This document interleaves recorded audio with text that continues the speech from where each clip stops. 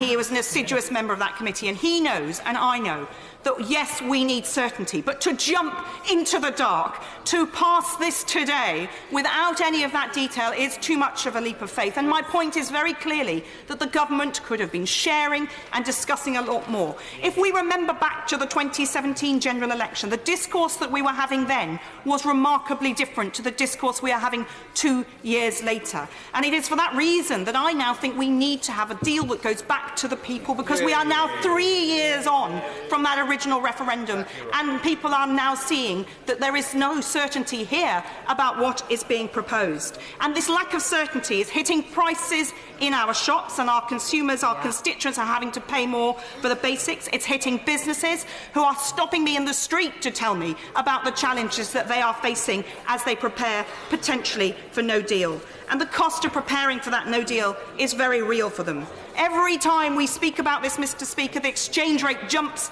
and there is uncertainty there. It is utter recklessness for a government, Her Majesty's government, to lead the country into this uncertainty. So we need to accept that we do need a longer extension in order to reach both agreement and then make sure we pass the relevant laws on whatever that agreement is. And it has often been quoted today and elsewhere that we should not be rushing into European Union elections. I say don't let the tail wag the dog.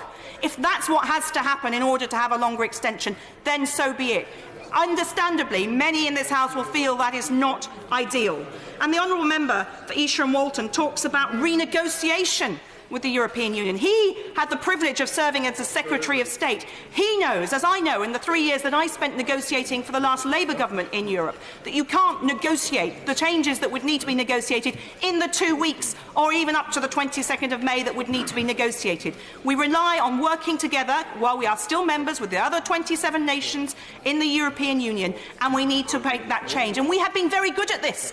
Our diplomatic skills, the talent of our governments, of successive governments of different colours, have achieved a lot from the European Union. So it's in our power to achieve a lot, but not in 2 weeks. Before she finishes, can I just a very quick intervention and say,